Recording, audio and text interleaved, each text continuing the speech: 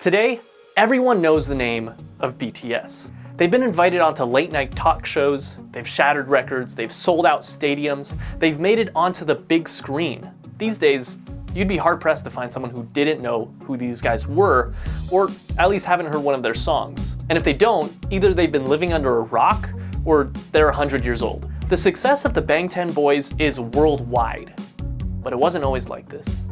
And it all started with one man.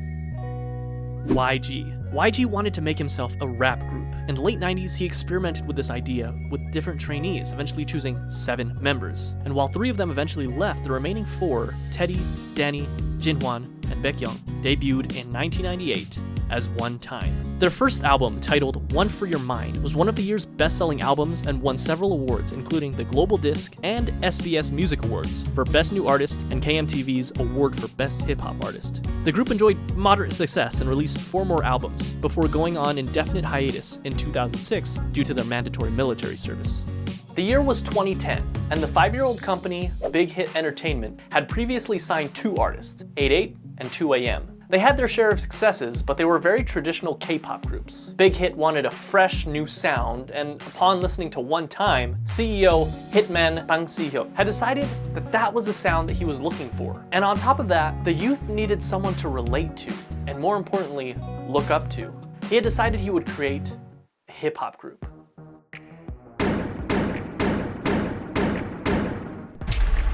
At 15 years old, Kim Namjoon auditioned for a certain Big Deal Records, which he completely botched, forgetting the lyrics to the song he was performing. Afterwards, fellow rapper Sleepy recommended that he try auditioning at another label, Big Hit, and even put in a good word for him to one of the producers there. At age 16, Kim auditioned in front of Bang Si-hyuk himself, and instantly impressed him. He was offered a deal with Big Hit on the spot, which Kim accepted and became a trainee, officially choosing a name for himself, Rap Monster, destined to become the leader of the newly created group. Now that a fearless leader was chosen, they needed more members.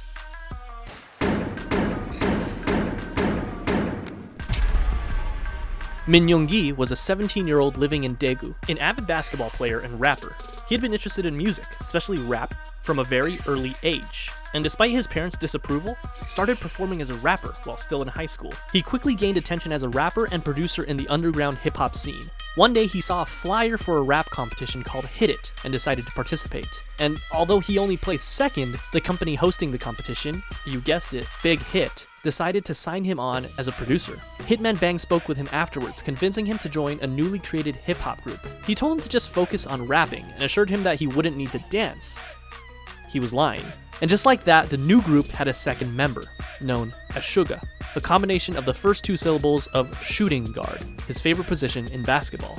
But they wouldn't stop there. Rappers were nice, but Big Hit actually needed a dancer. Jung Ho-seok always loved dancing. He was in the starting lineup of the dance crew Neuron in his hometown, Gwangju.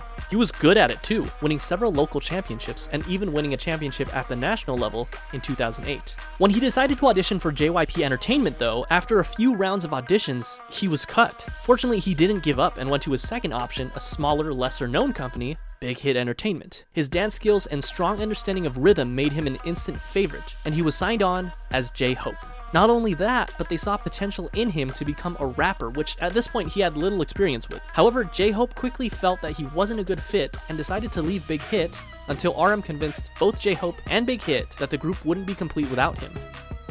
He was right. 맞아, 근데 형 항상 중앙일보에 아니었냐? 정우석 와야 된다고. 정우석 안 오면 진짜 안 된다고. 멤버 그냥 믿고 간 거야. 나도 그냥 올해 했고 멤버 보고 왔다. 멤버 보고 왔어 진짜. 근데 나는 진짜 네가 그래 예약했으니까. With the addition of J-Hope, the rap line was complete. Now they needed some singers. Now, just like how RM, an amazing rapper with a ton of experience, was chosen as the first official member of the rap line, it would only make sense that a legendary singer and dancer would be the perfect first member of the vocal line. Right?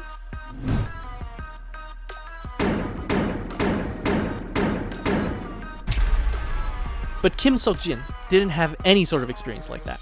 Believe it or not, one day when he was walking on the streets of his hometown, Anyang, he was approached by a representative of SM Entertainment with an offer to work for the company. In typical Jin fashion, he never followed up with them because he believed it to be a scam. Apparently, Jin was a very good-looking guy because years later, this time as a college student in Seoul, he was once again approached on the street, this time by an executive at Big Hit Entertainment.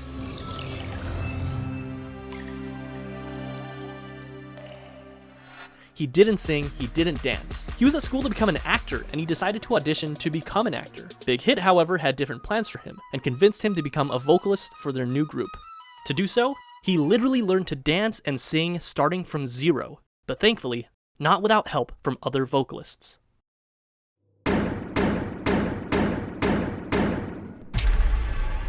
Jung Kook initially had dreams of becoming a badminton player when he was young, but after seeing G-Dragon perform Heartbreaker on television, it influenced him to want to become a singer instead. Because of this, at only age 14, he decided to audition for the South Korean talent show, Superstar K. He didn't pass auditions, but this was just enough to catch the eye of not one company, not two companies, but 7 different companies. This included JYP, FNC, Woollim, Starship Entertainment, TS, Cube, and of course, Big Hit Entertainment. So why did Jungkook, given the choice of all these bigger companies, decide to go with the relatively smaller company, Big Hit? The answer was simple. Because he thought, and I quote, RM was cool, so I wanted to sign with them. That brings the number of members to 5. The next member of BTS was just as surprised to find Big Hit as Big Hit was to find him, and it almost didn't happen.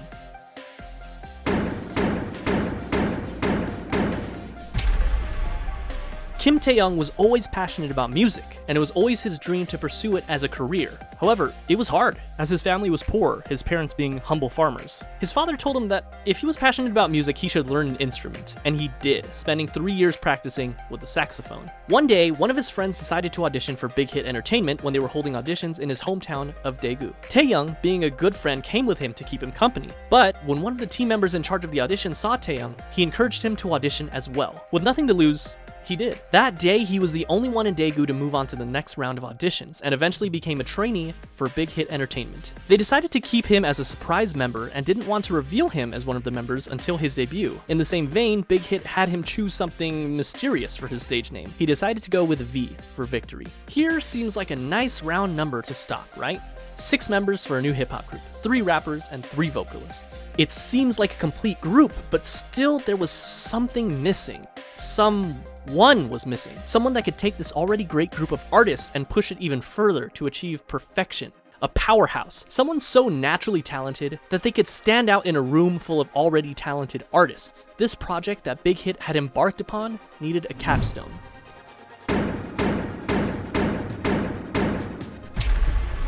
Park Jimin was a naturally talented dancer. When he was in middle school, he attended a dance academy and continued to pursue dance at Busan High School of Arts, where he studied contemporary dance and was the top student in the whole modern dance department. Impressed by his raw talent, a teacher encouraged him to audition for Big Hit Entertainment, who were holding auditions in Busan. He was only 16 when he passed the audition and moved to Seoul to become a trainee. He was the final member of the group, and he also had the shortest training period.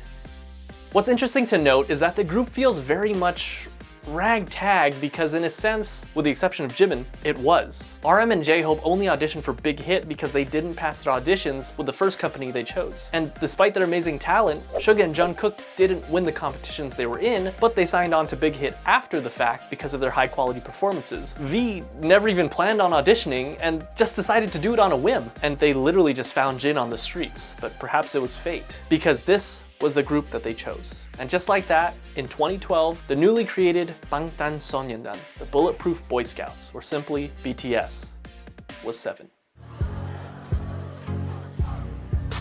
저도 아침에 리허설 때 이거 보고 많이 웃었습니다.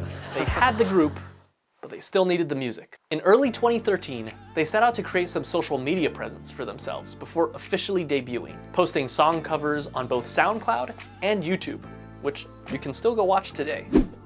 In May, Big Hit launched a countdown clock on their website in preparation for BTS's debut album, complete with a trailer and a ton of promotional material, including photos for the first time of all the members in the official lineup. Finally, the big day came. June 12, 2013, BTS held a press conference and a debut showcase where they performed their 2 singles, No More Dream and We Are Bulletproof Part 2.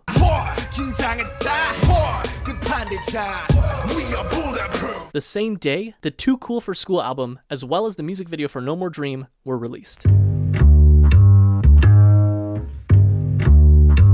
The very next day, BTS performed the song again on their official debut stage on Mnet's M Countdown.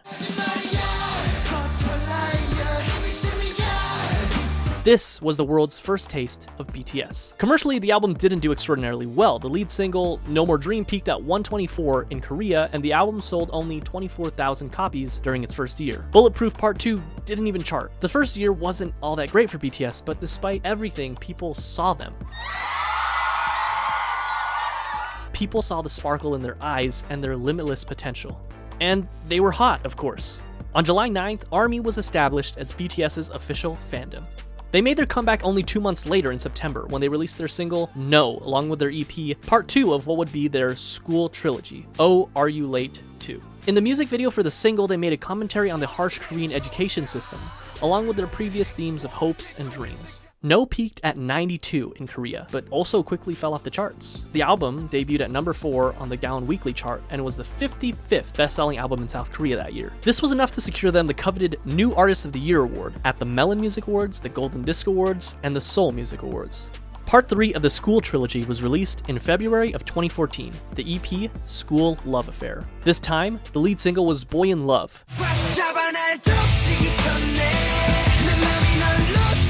and the other single being Just One Day. The album, as well as both singles, enjoyed moderate success, with the album topping the Gaon album chart as well as making its first international appearance at number 3 on the Billboard World Albums chart. The album also marked their first distinctive change in theme, focusing more on school life and young love, as evidenced by their Boy in Love music video. They also held their first fan meetings with a crowd of 3,000 in Seoul. BTS was doing well. That is, until July. This is, unfortunately, a dark chapter in the lives of BTS and ARMY. That's right, American Hustle Life. I'm joking, of course, but American Hustle Life was a reality show put together by Mnet that brought BTS to Los Angeles, where they had the unique opportunity to learn the true ways of hip-hop from the masters. And it was a pretty darn cringy opportunity, but an opportunity nonetheless. Whatever you do, just don't watch the Warren G version of Boy in Love. You've been warned. However, cringe and all, the trip proved fruitful for BTS, making connections, performing their first US concert for free in front of 200 fans, as well as their first appearance at KCON. The next month, in August, BTS released their first full-length studio album, Dark and Wild. The album featured 2 singles, Danger and War of Hormones. The album featured a marked shift in sound with a touch of R&B and electronica. It was met with moderate success. It peaked at number 2 in Korea, selling over 200,000 albums. In October and again in May of the following year, BTS went on their first and second concert tours, known as the Red Bullet Tour, where they visited 13 different countries, including Japan, the Philippines, Australia, the US, Mexico, and many others. They also came out with their first Japanese album in December, Wake Up, featuring many Japanese versions of their songs as well as original tracks Wake Up and The Stars, followed by a Japan tour and a solo concert in Korea.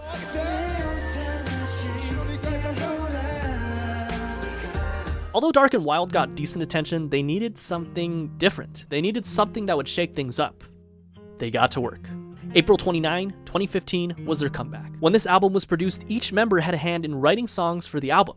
They again changed their sound, from aggressive hip-hop to youthful, colorful styles. And not only their sound, but their image as well. This can be evidenced by their newest EP, The Most Beautiful Moment in Life. And just by looking at the album cover, they ditched the dark colors and the bulletproof vest symbol that had become so synonymous with BTS, and replaced it with a simple white and pink background overlaid with the title. And then, they dropped the single that would change everything. I Need You.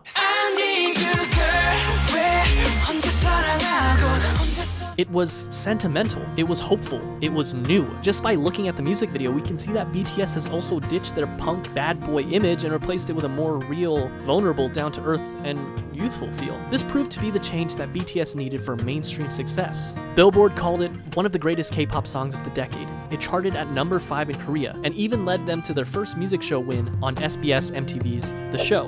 And that wasn't all, they released their second single, Dope, on June 24th, which started off with a poignant line from RM. 어서 와. 방탄은 처음이지? Welcome. Is this your first time with BTS? And you know what? For a lot of people, it was. In a way, their first studio album and tour can be seen as their stepping stone between old school BTS and new school. In November, they came back with their follow-up EP, The Most Beautiful Moment in Life, Part 2, the second EP in what would be dubbed the Youth Trilogy, which featured the single Run. The album focused even more on the frivolity, friendship, and carefree attitude that comes with enjoying one's youth, but just like in I Need You, contrasted that with suffering, depression, loneliness, society, and the stark and sometimes dark reality of life. Compare this with the far cry of the No More Dreams music video. It felt real. It was darker, grittier, more humble, more meaningful, and most importantly, RM lost his mohawk. Run also connected narratively with their previous single, I Need You, and another video released in September titled Onstage Prologue established what would come to be known as the BTS universe, or the BU, which would eventually combine music videos, short films, books, short stories, webtoons, and even a mobile game to create a cohesive story. And I won't go down this rabbit hole because there is a lot to digest, but it's definitely something to look into if you're a hardcore ARMY. The same month, they kicked off their third tour, The Most Beautiful Moment in Life Onstage Tour, where they performed songs from their two recent EPs, Part 1 and Part 2. And Part 2 was a hit, their biggest so far. It topped the Weekly Gaon album and Billboard World Albums charts, and on Billboard, it stayed there for multiple weeks, the first K-pop act to do so. It also appeared on the Billboard 200 albums chart, not world albums, which was reserved for foreign non-English songs, but simply the top 200 albums, peaking at 171. Which is kind of amazing considering that this was back in 2015. They also received Best World Performer at the 17th Mnet Asian Music Awards. This brings us to Part 3 of the Youth Trilogy, The Most Beautiful Moment in Life, Young Forever, released on May 2nd, 2016, which featured probably my favorite BTS album cover. Young Forever was actually a compilation album of parts 1 and 2, so it was mostly the same songs, but it was notable that it had some new singles, Epilogue, Young Forever, Fire, and Save Me. The latter two performed exceptionally well, with both songs topping the Billboard World Digital Songs chart, tracks from their previous 3 EPs. It happened. BTS dropped their second studio album, Wings. It sold over 500,000 copies in its first week. In comparison, The Most Beautiful Moment in Life Part 1, released just the previous year, which topped the Gaon chart, sold about 500,000 in its entire lifetime. Wings was big, but the true showstopper was its lead single, Blood, Sweat, and Tears. 수상자는 방탄소년단. Blood, Sweat, and Tears, they were on a roll. BTS was unstoppable.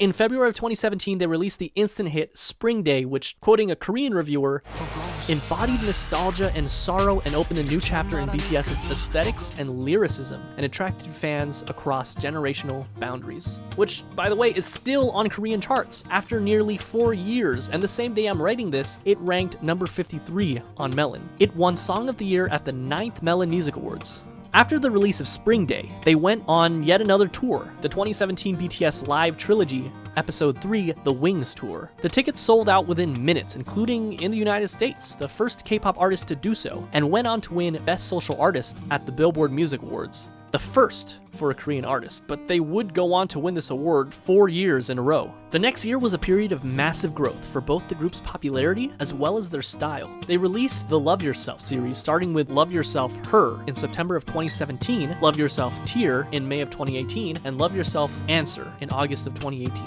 3 albums that gave us some of the most classic BTS songs that we know and love today, such as Mic Drop,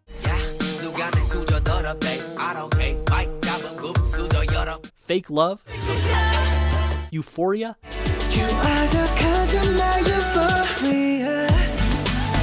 Idol,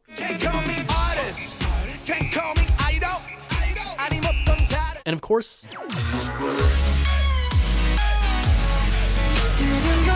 all 3 albums were commercial successes, Her being their first album to top 2 million album sales. But Tear and Answer also did equally well. These 3 albums, as well as their Japanese album, Face Yourself, proved that they weren't done yet, not even close. During this time, they shattered countless records. Their singles went platinum, they topped charts, they won awards. And not only did they break YouTube records, but they broke records that they themselves set again and again and again. This is the period where BTS really started enjoying global recognition, working with huge Western artists such as Nicki Minaj, Designer, and Steve Aoki. It wasn't their first time having international features on their songs, but it was definitely the biggest. And even though they were already, without a doubt, the biggest act to ever come out of South Korea, they had their eyes set even higher. They went on tour once again for the Love Yourself World Tour. During this tour, they collaborated with Steve Aoki to make the song Wasted on Me.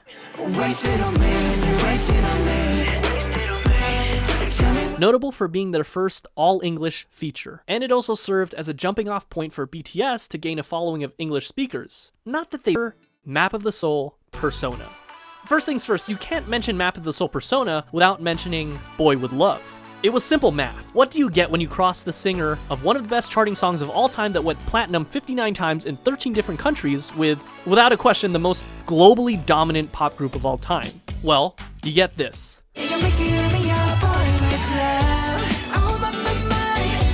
Nothing less than an instant hit. Number 8 on Billboard Hot 100, platinum in the US, 21 music show wins, number 1 on iTunes in 67 different countries, the most liked and the most viewed YouTube video in the first 24 hours, the fastest video to reach 100 million views, a current view count of over 1 billion views, 7 boys, 1 girl, and 7 different hair colors.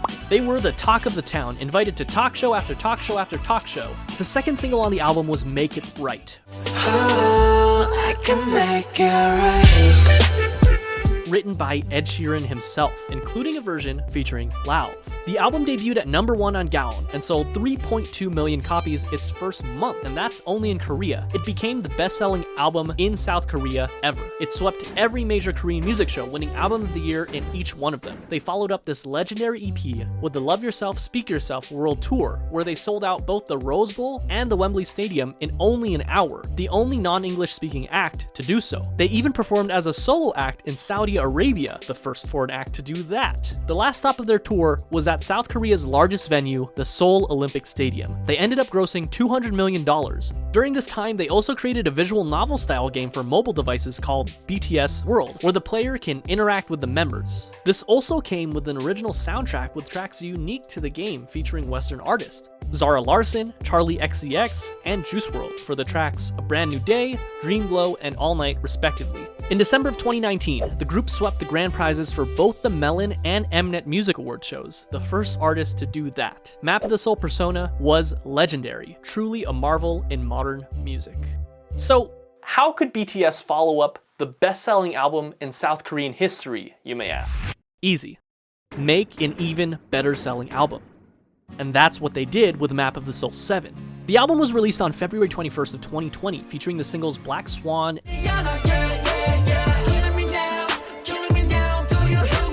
and On, and sold over 4.1 million albums in just the first week, and the first Korean album to be certified as quadruple million on the Gaon Music Chart. It debuted at number 1 on music charts all over the world, including the US, Korea, the UK, Japan, and much of Europe. It's not an exaggeration to say that this album left a permanent mark on the world, launching BTS into legendary status and becoming the best-selling artist in South Korean history. BTS had scheduled a Map of the Soul tour for April of that year, which would have undoubtedly outsold their record-breaking tour only a year prior, but unfortunately, the COVID pandemic caused the entire tour to be postponed, including the show at the Rose Bowl, which I was supposed to attend. But that didn't stop BTS, who performed virtual concerts, spoke at the Dear Class of 2020 graduation event, and released the Japanese version of their recent album with an original Japanese single, Stay Gold. Stay gold. And to top it all off, this was only June. At this point, it was clear that BTS had already dominated their home turf, and they had topped the music charts all over the world. This time, their sight was set for the very top. Remember that scene in The Social Network where Mark and Sean talk about how they don't want $1 million, they want $1 billion, how they're not interested in catching 14 trout, but they'd rather catch an 800-pound marlin? Well, that's what they set their sights on. The marlin, the biggest music industry in the world, the United States. And at the top of that music industry, number 1 on Billboard Hot 100. This small group from a company that virtually no one had heard about 8 years ago planned to take on Goliath himself and dominate the American industry on their home turf. And all they had to do was speak English. August 21st, enter Dynamite. 'Cause I'm ain't the stars tonight. So watch me breathe. Their first and only English single so far simultaneously performed better than anyone had expected, but at the same time is exactly what we as an audience had come to expect from the legendary boy band themselves. And they did it. They reached #1 on the US Billboard Hot 100, the Global 200, and the Global Excluding US chart, and they made sure that if you hadn't heard of them before, you definitely have now. And if that wasn't already the biggest flex, on October 2nd they came out with Savage Love BTS Remix with Jason Derulo, Savage love, did somebody break your heart? getting #1 on the Billboard Hot 100 again less than 2 months after already getting it #1 with Dynamite, and on the Global 200 where they actually replaced themselves at #1, the first artist to do so ever. So what makes BTS so special? How did they achieve all this? K-pop is a genre that spans for at least 30 years, and there have been hundreds of boy groups and hundreds of girl groups. What did BTS do to rise above all of them and break through to markets never before seen? Historically, the boy band industry has been dominated by white English-speaking bands. And the fact that BTS has not only held their own, but blew any sign of competition out of the water on a global scale can be attributed to nothing less than their talent, hard work, and a bit of a 1 in a million miracle. They did it through their own blood, sweat, and tears, so to speak. Around the world, we see that boy bands have pretty much fallen into obscurity, but BTS is thriving. And though I've stated this all before, it's worth saying again, in contrast to other bands who would sing about romantic relationships with girls and what some would call predictable bubblegum pop tunes, BTS is continuously pushing the envelope and changing their styles. According to an article by Vulture.com, they describe this style as much less a successor of the Backstreet Boys and more of the successors of Michael Jackson, whose choreography and charisma were unprecedented. While of course there's a lot of love for the angelic vocals of BTS, rap has also played a very important part in creating their own style. In stark contrast to the typical boy band where every member sings, it's so refreshing when you're in the middle of a song and you hear RM's raw rapping skills, J-Hope's energy, or Suga's soul put into every single line. Interestingly enough, at the first glance it seems that the success of BTS was miraculous, despite not being part of the Big Three, but it can also be argued that their success was because of their separation from the Big Three. Their label, Big Hit Entertainment, whose founder emphasizes artistic freedom more than anything else, allowed them to make their own sound. And going back to BTS universe, it's not often that a K-pop group does something special with each of their songs and albums, utilizing strong storytelling that can go beyond simply the song itself, but rather interconnected with other songs and even other albums to create one large overarching story. And not only do they all have their own expertise in performance, but also each of them have had the experience of writing and producing their own music, and they're not afraid to let their style evolve over time. BTS during their debut is such a far cry from Wings era BTS and current day BTS. They also chose to tackle more adult issues instead of simply love and girls. While they definitely didn't have a shortage of those, they also cover other very important issues such as mental health, regret, following your dreams, hard work, self-love, and many, many, many others. Add that to the fact that as fans, we can feel the authenticity of the members themselves. They seem approachable. BTS seems like there's a place for every type of fan. And in this fast-paced world where things change at unthinkable speeds, BTS has stayed grounded and faithful to who they were and who they are. Those kids we saw on American Hustle Life, along with their dreams and passions, are the same men who stand before us today. And while some artists like to keep their personal lives private, BTS gives us a look at their personal lives through their vlogs, which allow us to become more connected to them than ever before. What is truly amazing is that, with the exception of just one single, they're doing this all while singing in their native tongue, Korean. Their music holds so much power that it literally breaks through the barriers of language. And no, they're not done yet. Today, November 20th, they're releasing their 5th studio album, B. Their singles on the album, Dynamite and Life Goes On. And chances are, life will go on for BTS. And chances are they'll continue to break even more records. They've shown that they're capable of dominating music charts across the world and even reaching across the Pacific Ocean and conquering the music industry in the United States. What's next for them? Mars? In any case, they've only started in 2013 and BTS is as strong as it's ever been. As far as we know, they will only continue to light it up like a dynamite.